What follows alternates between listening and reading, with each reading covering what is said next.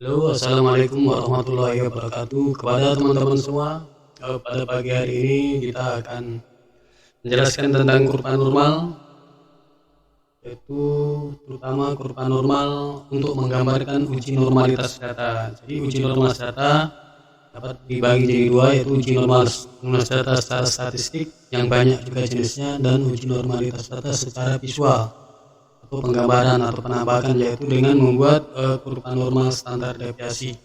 Kita telah tahu bahwa kurva normal standar deviasi itu seperti ini. Seperti kemarin pada uji hipotesis punya salah satu teman kita dari Universitas Samratulangi ini. Jadi namanya kurva normal itu berbentuk lonceng terbalik, di mana puncaknya di tengah, kemudian sisi kirinya landai, sisi kanannya landai. Kemudian terbagi menjadi tiga bagian daerah, yaitu daerah tengah ini, kemudian daerah pinggir sini, daerah pinggir sini. Ini bagian sini disebut dengan daerah kritis kanan, seperti ini. Ini daerah kritis kanan. Yang positif ini daerah kritis negatif kiri. Biasanya ini dalam uji hipotesa ini 5%, ini 5%, atau uji dua sisi ini 2,5%, ini 2,5%. Berarti dengan taraf kepercayaan 95%. Artinya luas di sekitar ini adalah 95%, yaitu luas HO. Kalau kita lihat luas daerah penerimaan HO. Jadi main ada di sini, tengah-tengah ini main. Jadi ini daerah penolakan hipotesis. Kalau di daerah sini kayak yang kiri atau kanan, kalau uji dua sisi ditandakan dengan plus minus. Jadi ini dia main kita tahu punya abang ini dari Unsrat, yaitu 134,81 mainnya. Kemudian nilai puncaknya atau nilai maksimalnya 155, ini skor. Kemudian skor minimalnya adalah 108. Nilai ini dapat kita tahu dari uji deskriptif. Uji deskriptif seperti di bawah ini. Nah, ini dia. Kawan, error. Ini dia. Di bawah punya kawan ini, yaitu di bawah kurva normal ini saya buat uji deskriptif data. Yaitu di sini dapat kita tahu mainnya 124,81, cocok dengan yang ini tadi 124,81. Kemudian nilai maksimumnya adalah 155, ini ya 155. Nilai minimumnya 108, kemudian totalnya sum yaitu 24961. Nah, seperti ini cara penggambarannya. Ini main rata-rata 124,81, jumlah totalnya 24961, skor maksimalnya 155, skor minimalnya 108. Jadi kesimpulannya sumbu X atau horizontalnya adalah sumbu skor. Skor apa? Yaitu skor total. Skor total dari judul punya kawan kita ini, yaitu tentang analisa pemilihan moda transportasi di suatu kota. Jadi bukan skor per variabel, tapi skor total. Jadi skor semua variabel. Ini kan ada 7 variabel. Variabel 1 sampai variabel ke-7 kita jumlahkan, dapat ini dia variabelnya. Apa skor totalnya? Kemudian sebanyak dari responden atau sebanyak sampel kita ini penyakaan ini adalah sebanyak 208. Ini 208 dikurangi 8 dari kepala tabel ini, berarti ada 200 responden. Coba kita cek di analisis datanya. Ya betul. Jadi N adalah jumlah sampel atau jumlah responden yang dianalisis. Yang valid dianalisis dalam SPSS adalah 200. Ya kan? Artinya 200 responden dengan skor min rata-rata ini, kemudian skor minimal ini, skor maksimal ini, kemudian kita gambarkan dalam kurva normal standar deviasi adalah seperti ini. Kemudian cara membacanya lagi, kita sudah tahu bahwa prinsip kurva normal adalah seperti ini, ya kan? Ujung yang sebelah kanan dan sebelah kiri adalah meruncing, artinya semakin sedikit. Artinya skor yang paling besar semakin besar semakin sedikit. Begitu juga dengan skor paling kecil itu akan semakin sedikit juga. Biasanya ini kan dalam uji hipotesis ini kan luas daerahnya adalah 5% atau 2,5% kalau uji dua sisi seperti saya sebut tadi.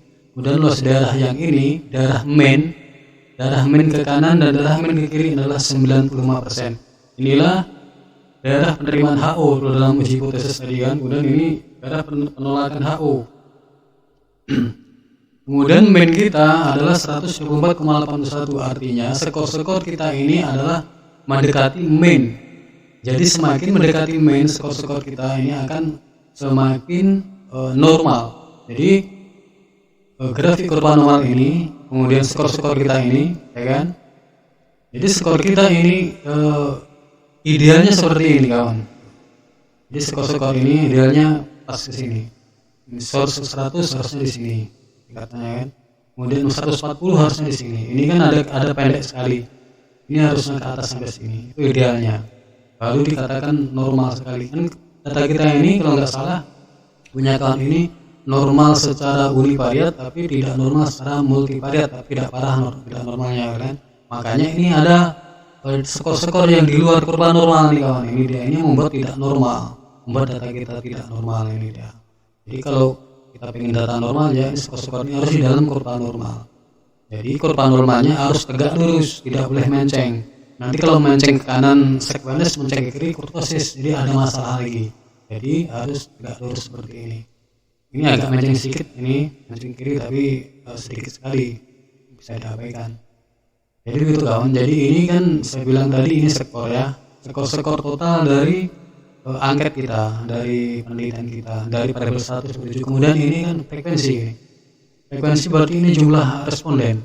Artinya, umpamanya gini, kita ambil contoh. Yang tinggi ini berapa? Ini ya. Ini ada yang paling tinggi ini, yang tinggi ini ya. Ini tinggi.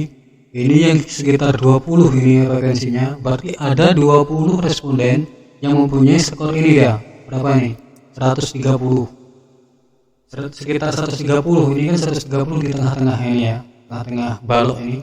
Jadi kurang dari 130 dan lebih dari 130 sebanyak sekitar 20 responden. Coba kita cek. Kalau kita cek satu-satu, yang skor 130 ya kan. Nah ini dia. Nah ada skor 130 nih.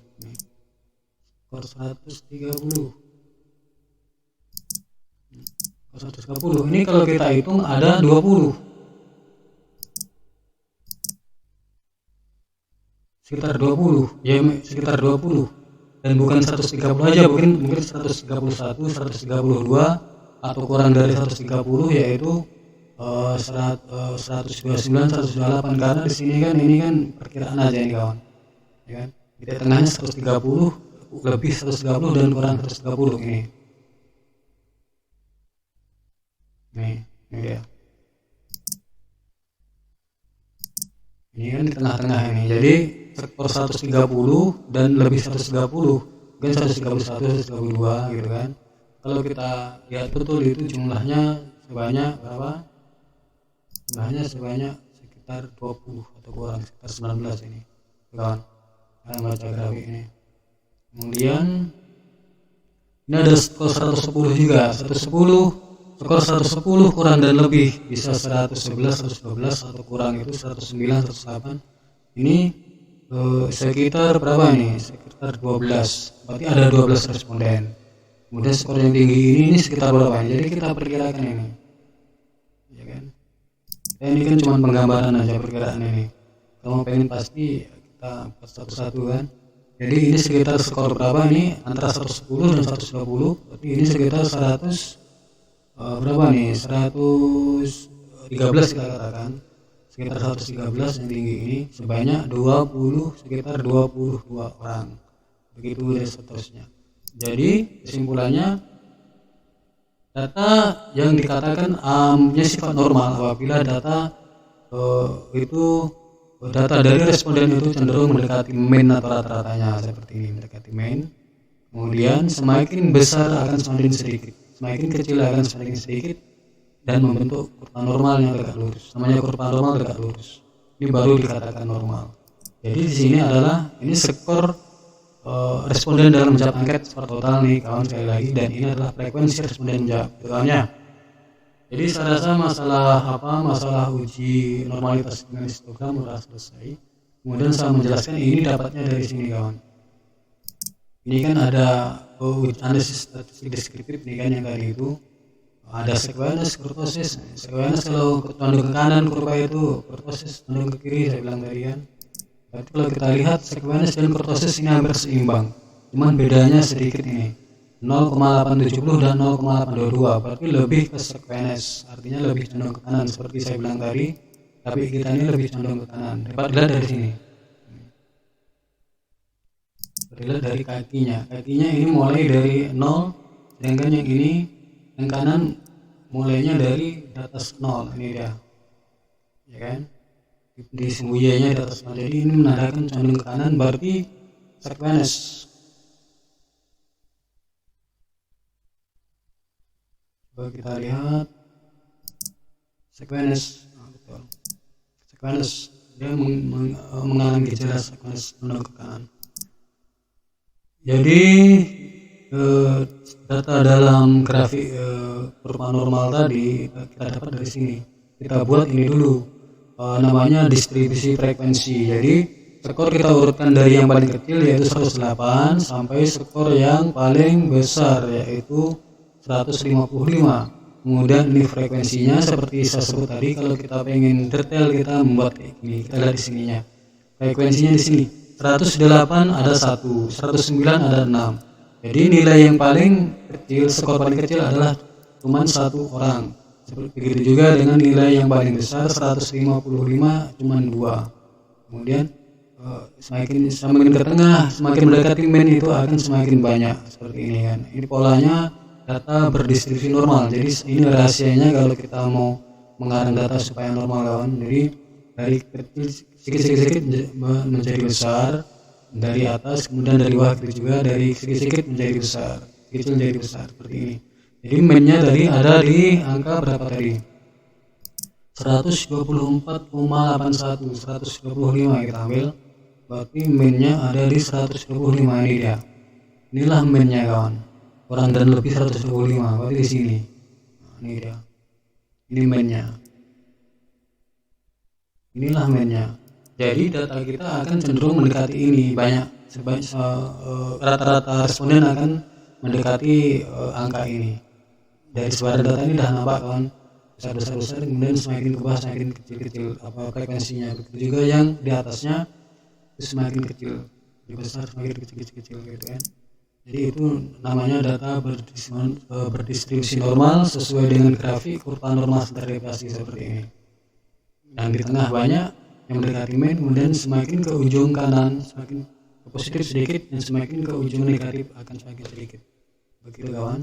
Jadi itu asal mulanya grafik itu dari situ. Kemudian mulanya dari sini, kemudian dari angka ini ya kan, baru kita gambar ke grafik kurva normal. Ini dia. Kita susun balok-baloknya sesuai dengan tadi grafik distribusi frekuensi seperti ini. Kemudian baru kita tarik garis kurva normal. Kita ambil perkiraan kecenderungannya. Jadi kecenderungan data kita ini seperti ini. Jadi ini dengan program SPSS nih kawan membuatnya, ya kan. Jadi seharusnya memang ini yang panjang ini harusnya sampai ke sini, yang panjang ini sampai ke sini, yang pendek ini harusnya sampai ke sini. Ini idealnya kepala balok itu di sini kawan. Nah, ini baru ideal, baru normal 100% katakan. Oleh karena data kita ini tidak normal secara multivariat, tapi normal secara univariat, makanya begini.